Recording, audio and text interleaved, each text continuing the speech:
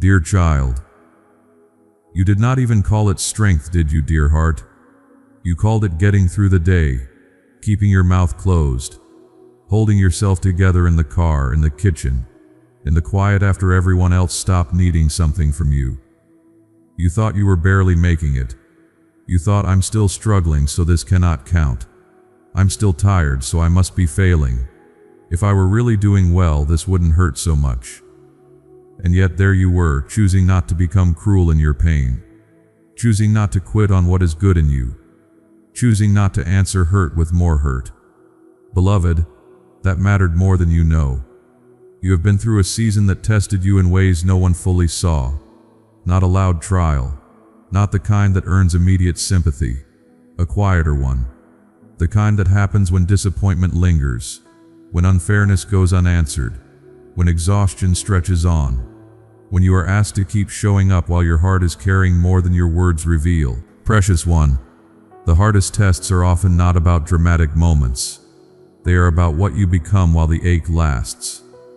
They are about what happens in you when no reward comes quickly, when being kind does not seem to make life easier, when staying honest feels costly, when choosing peace feels invisible, when no one claps for the restraint it took not to shut down completely. My dear one, I want to name something you have not given yourself credit for. You stayed tender in a season that could have made you bitter. That is no small thing. You kept a soft place inside you even while protecting what was hurt. You did not get everything right. You were not perfectly calm. You had moments of frustration, numbness, confusion, and fatigue. But somewhere deep in you a line remained. A line that said, I will not become what wounded me, loved one. That line mattered. Not because I was setting traps to see whether you would break. That is not my heart.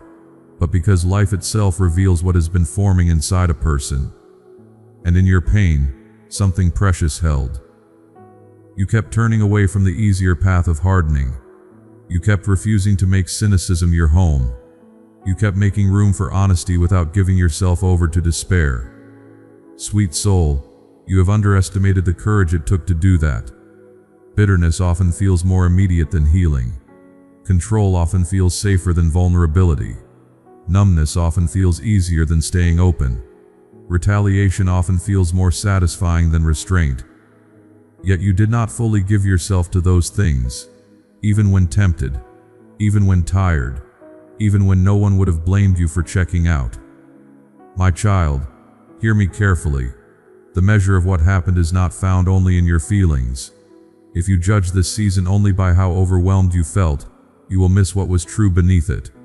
You may have felt weak, but weakness does not cancel faithfulness. You may have felt shaken, but being shaken does not mean you were lost. You may have cried, doubted, needed comfort, needed space, needed time. None of that erased the quiet strength you were living. Beloved family, if this message spoke to your heart today, and you feel led to support this ministry, the link is in the description and comment box. Your kindness helps us continue sharing God's word. Dear heart, you thought the test was whether you could stop hurting. It was not. You thought the test was whether you could feel peaceful every day. It was not. You thought the test was whether you could say all the right things, keep smiling, never struggle, never question, never feel worn down. It was not that either. The real weight was here. Could you stay human without closing your heart? Could you stay honest without becoming hopeless? Could you carry pain without handing your identity over to it? Could you continue to love in small ways when larger things felt uncertain? Beloved, you did. Not perfectly, but truly. And that truth matters more than your inner critic has allowed, because your inner critic keeps changing the standard. If you survived, it says survival is not enough. If you stayed kind, it says you were kind imperfectly. If you kept going, it says anyone would have done that. If you were gentle, it says you were only being weak.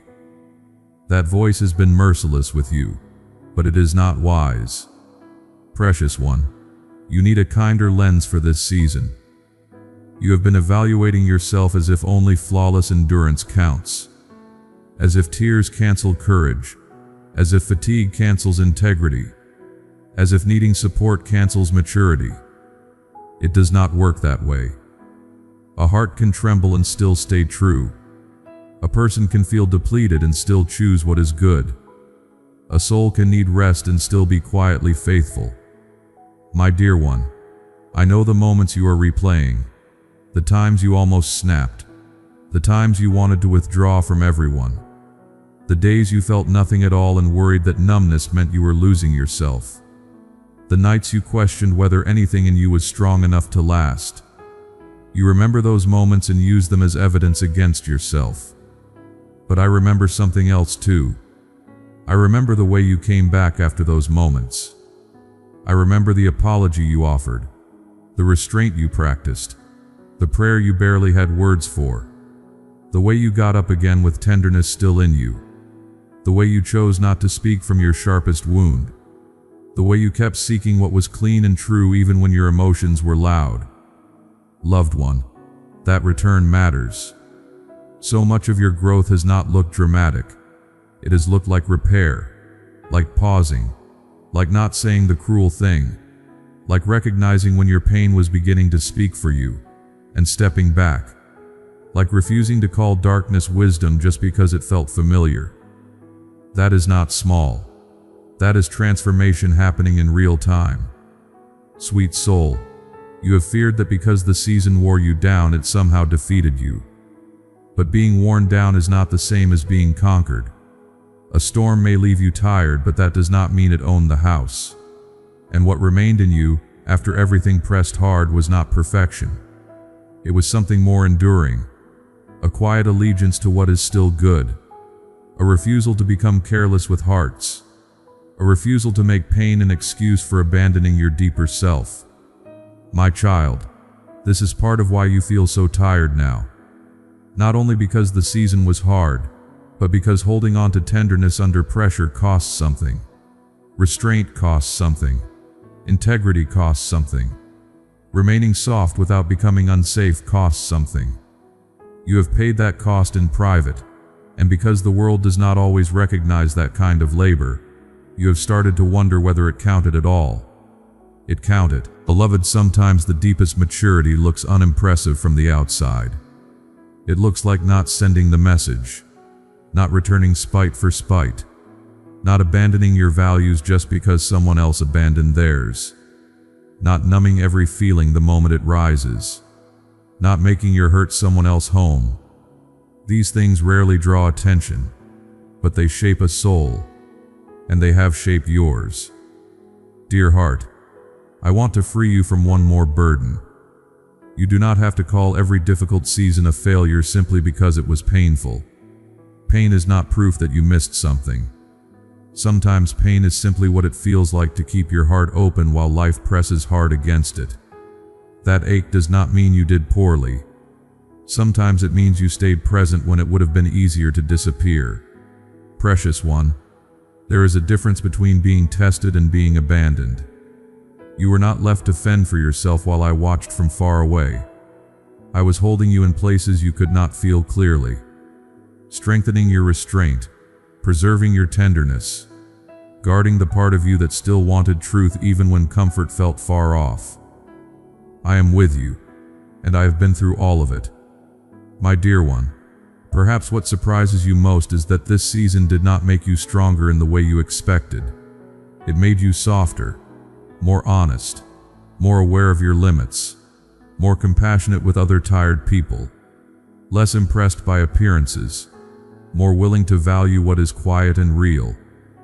That is strength too, sometimes greater strength, because hardened people may look less breakable, but they also lose touch with tenderness. You did not. Loved one, do not rush past this. You need to hear that what endured in you was beautiful. Not flashy, not easy to display, but beautiful. The way you kept caring, the way you kept returning, the way you kept trying to speak gently even when your nerves were stretched thin, the way you kept longing for peace instead of feeding conflict, the way you kept your conscience alive instead of burying it. That is precious to me. Sweet soul, there may be grief here too.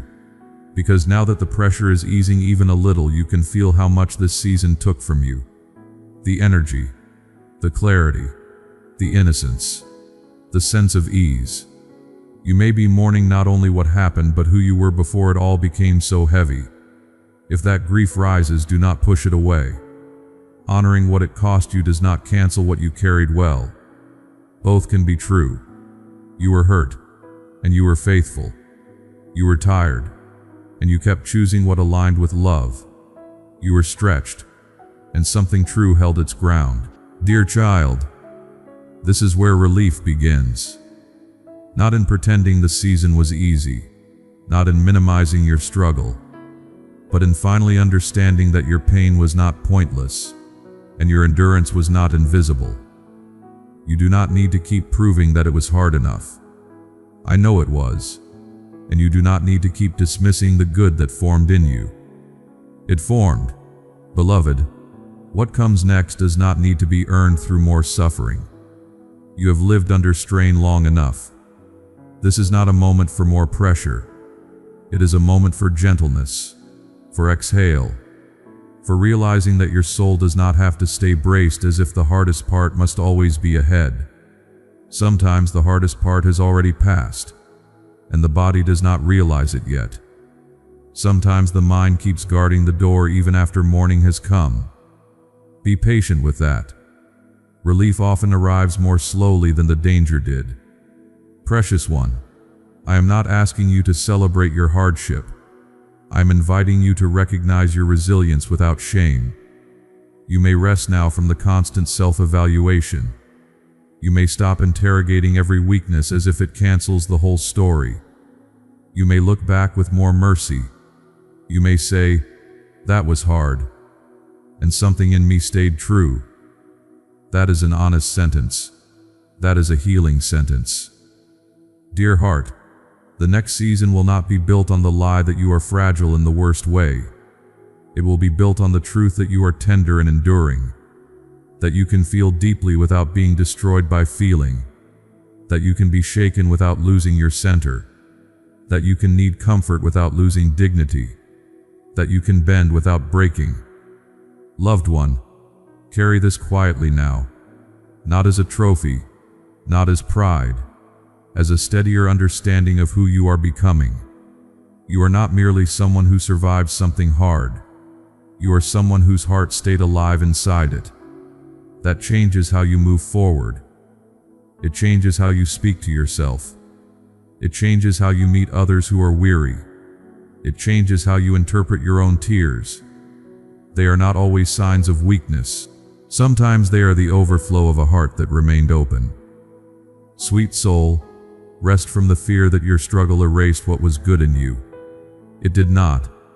If anything, it revealed it. Quietly, costly, beautifully. And now, as your thoughts settle and the room grows softer, let this be enough for tonight. You do not have to earn your rest by suffering more. You do not have to question whether I noticed what no one else did. You do not have to convince me that this season was heavy. I know. I hold the truth of it with tenderness, and I remain near, like a shelter after a long cold rain, steady, warm, and unhurried, until your weary heart learns again what safety feels like. Amen. Beloved family, to those who chose to support this ministry, you stepped in during a season when it truly mattered. Your kindness became strength for us. May God surround your life with His peace and grace.